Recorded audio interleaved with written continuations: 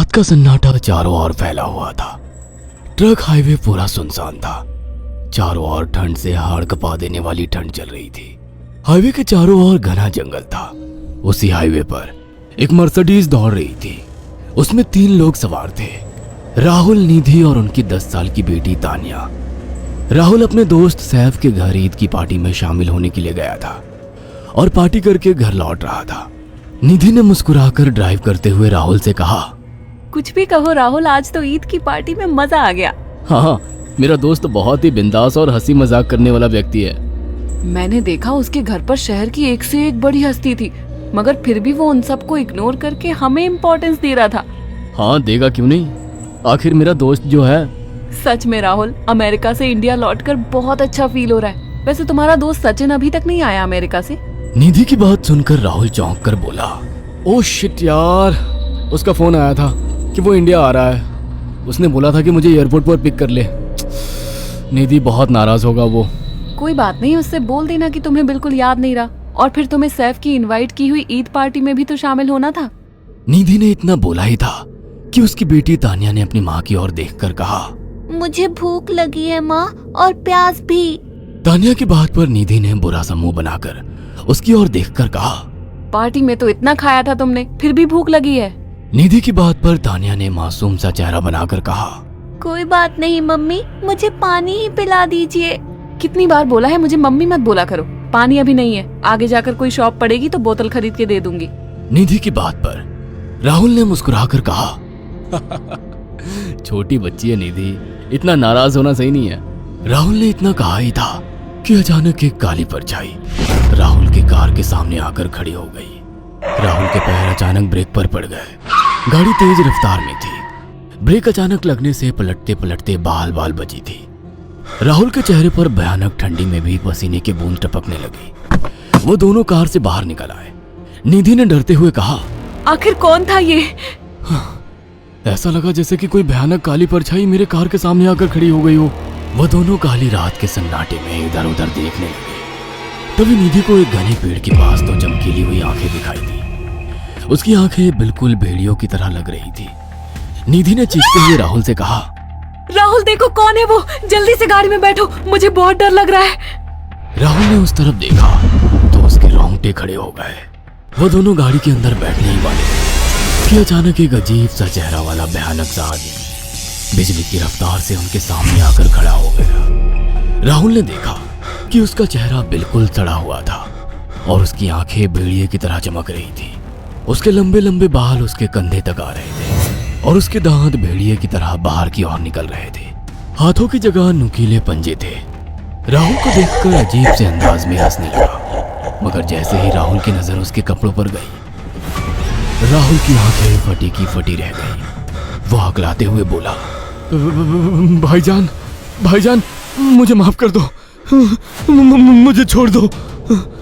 राहुल ने इतना कहा ही था कि अचानक उस अजीब से दिखने वाले भयानक आदमी ने अपने पंजों से राहुल की गर्दन कसकर पकड़ ली और एक ही सेकंड में उखाड़ कर जमीन पर फेंक दी। राहुल के धड़ से लाल रंग का खून का फुहारा फूट पड़ा। इस भयानक मंजर को देखकर निधि के गले से एक जोरदार चीख निकल गई। निधि इससे पहले भागती कि अचानक उस भयानक दिखने वाले आदमी ने निधि को पकड़ लिया और अपने नुकीले पंजे उसके पेट में गड़ा दिए और उसकी अतड़ियां बाहर निकाल दी। निधि की एक दिल दहला देने वाली चीख सन्नाटे को चीर गई। अचानक हवा का एक बवंडर उठा और वो भयानक सा दिखने वाला व्यक्ति देखते ही देखते बवंडर के साथ गायब हो गया। तानिया ने डरते डरते निधि के मोबाइल से पुलिस और सैफ को बुला लिया और कुछ ही देर में वहां चारों ओर पुलिस की गाड़ियां थी। पुलिस ने राहुल के दोनों दोस्त सैफ और सचिन को वहीं बुला लिया। इंस्पेक्टर अर्जुन ने दोनों से कहा, मैंने ऐसी हत्याएं अपने करियर में कभी पहले नहीं देखी। ये काम तो ना किसी जानवर का लगता है, ना ही किसी इंसान का। सचिन कपकपाती हुई आवाज में बोला, आप कहना क्या चाहते हैं? कुछ कह नहीं सकता। जिस किसी ने भी इन दोनों को मारा है उससे एक बात तो साबित होती है कि वो इन दोनों से हद से ज्यादा नफरत करता था। अब सारी सच्चाई तो ये बच्ची ही बता सकती है। इतना बोलकर इंस्पेक्टर अर्जुन तानिया के पास चला गया जो बेहद डरी हुई थी। तानिया ने आंखों देखी सारी घटना इंस्पेक्टर अर्जुन को बता दी। तानिया की बात सुनकर इंस्पेक्टर अर्जुन कंफ्यूज चेहरा लेकर मोबाइल पर किसी से बात करने लगे। सचिन इंस्पेक्टर के पास आ गया और सैफ भी डरता हुआ इंस्पेक्टर अर्जुन के पास आकर बोला, क्या हुआ इंस्पेक्टर? तानिया ने क्या बताया? उसने जो बताया वो काबिले यकीन नहीं है। उसकी बात पर किसी भी तरह से यकीन नहीं किया जा सकता।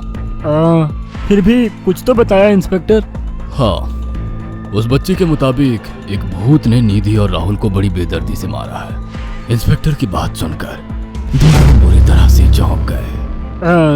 क्या मतलब है इस बात का? बच्ची बेहद डरी हुई है। हम आगे की तफ्तीश जारी रखेंगे। निधि और राहुल तो चले गए, अब तानिया को मैं रख लूंगा।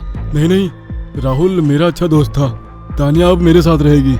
देखिए, बच्ची के माँ बाप अब इस दुनिया में नहीं है और आप दोनों भी शादीशुदा है। मुझे नहीं लगता कि आप दोनों बच्ची की सही से देखभाल कर सकते हैं। मेरी कोई औलाद नहीं है। मैंने अपनी पत्नी को फोन कर दिया है, वो भी IPS ऑफिसर है। ये बच्ची आज से मेरे साथ रहेगी। उसका मासूम चेहरा मेरे दिल में उतर गया है। अब तुम दोनों जा सकते हो। पूछताछ के लिए मैं जब भी तुम्हें बुलाऊं तुम दोनों आ जाना। इंस्पेक्टर ने ये बात बोली ही थी कि अचानक वहां पर मौसम बदल गया। चारों ओर काली घटाएं छा गई और एक भयानक बवंडर उठा और देखते ही देखते सब पुलिस वालों के सामने वो भयानक चेहरे वाला आकार सबके सामने खड़ा हो गया। उसको देखकर सबके रोंगटे खड़े हो गए।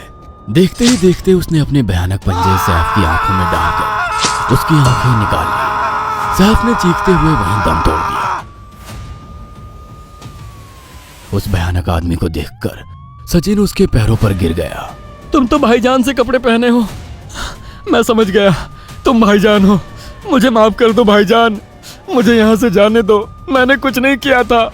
वो भयानक चेहरे वाला गुर्राते हुए बोला, बता इन सबको कि ये सब इतनी भयानक मौत क्यों मरे। सचिन दौड़ता हुआ इंस्पेक्टर अर्जुन के पास गया और बोला, मैं जानता हूँ इसने इन तीनों को क्यों मारा। इसका नाम भाईजान था। जब ये जिंदा था ये किसी का भाई किसी की जान था। बहुत साल पहले ये हम सबका बहुत अच्छा गहरा दोस्त और बिजनेस पार्टनर था। ये सबकी बहुत मदद किया करता था। इसकी प्यारी सी बेटी थी तानिया, जो इस वक्त कार के अंदर बैठी हुई है। ये इसी की बेटी है। भाईजान अपने सारे पैसों से एक बहुत बड़ा हॉस्पिटल खोलना चाहता था जिससे गरीबों का मुफ्त इलाज किया जा सके, मगर हम तीनों इसके लिए तैयार नहीं थे। हमारी नीयत उसकी दौलत पर खराब थी और एक दिन हम सब धोखे से ईद के दिन भाईजान को यहाँ ले आए और इसे मारकर फेंक दिया। तो फिर तुम सबने इसकी बेटी को क्यों जिंदा छोड़ दिया? हमें बाद में पता लगा कि भाईजान ने सारी जायदाद अपनी बेटी के नाम कर दी है, इसीलिए हमने भाईजान की पत्नी को भी मार दिया। और तानिया का तुम 18 साल की उम्र पूरी करने का इंतजार कर रहे थे ताकि सारी जायदाद अपने नाम करा सको और बाद में उसे भी ठिकाने लगा सको। इसी के लिए तुम दोनों इस मासूम बच्ची को अपने साथ रखने की जिद कर रहे थे। जी, आपने बिल्कुल सही कहा। हम तानिया को भी इसी जगह लाकर मार देते। सचिन की बात सुनकर इंस्पेक्टर अर्जुन की आंखों में खून उतर आया। इंस्पेक्टर अर्जुन के कुछ कहने से पहले ही भाईजान बिजली की रफ्तार से इंस्पेक्टर अर्जुन की आंखों के सामने से सचिन को पकड़कर ले गया और उसके शरीर के टुकड़े टुकड़े कर दिए और हवा में उठे एक तेज बवंडर के साथ गायब हो गया। सारी घटना इंस्पेक्टर अर्जुन की आंखों के सामने हुई थी। तानिया को इंस्पेक्टर अर्जुन और उसकी पत्नी ने अपनी बेटी की तरह पाला। अगर आपको हमारी ये कहानी पसंद आई हो तो इसे लाइक और शेयर करना ना भूलें। साथ ही ऐसी और नई कहानियों के अपडेट्स पाने के लिए हमारे चैनल अक्षु टीवी को जरूर सब्सक्राइब करें।